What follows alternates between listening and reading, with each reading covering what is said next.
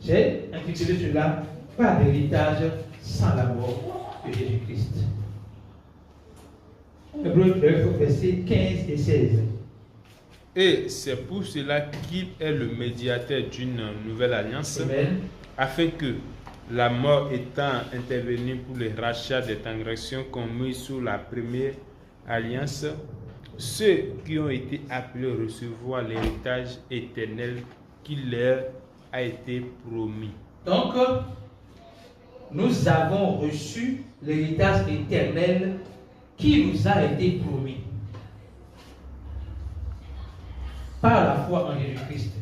Comment est-ce que Jésus a permis cet héritage? On va voir ça dans le 4 et 6. Car Oui. Christ n'est pas entré dans une sanctuaire faite de main d'or, Amen. en imitation du véritable, Oui. mais il est entré dans le ciel même, afin de comparaître maintenant pour nous devant la face de Dieu. Verset 25. Et ce n'est pas pour s'offrir lui-même plusieurs fois qu'il est entré, comme le souverain sacrificateur entre chaque année dans le sanctuaire avec du sang étrange.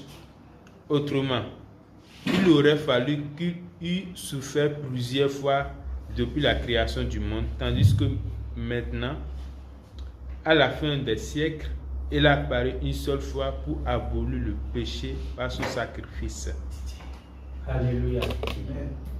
Jésus est paru une seule fois pour toutes, pour abolir le péché une seule fois pour toutes. Il n'a pas offert son sacrifice chaque année.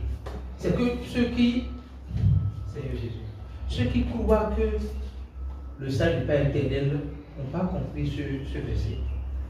Ce verset fait savoir que Jésus, le sang de Jésus n'est pas comparé au sang des boucs de l'Ancien Testament, au sang des agneaux de l'Ancien Testament, où on est obligé d'asperger le sang chaque année.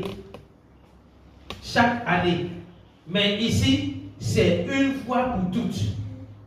Pour que nous puissions être convaincus que nous avons part à l'héritage éternel de Jésus pour une fois pour toutes. Si nous ne croyons pas cela, c'est que nous voudrions que Jésus revienne, repart sur la croix, mourir pour nos péchés de l'instant. Lorsque nous allons combattre nos péchés, il va revenir, mourir sur la croix, mourir pour notre péché, et après encore, il revient. Non! Jésus est mort pour le péché du monde entier une seule fois pour toutes. Et c'est par la mort que nous constatons que le testateur a laissé un héritage.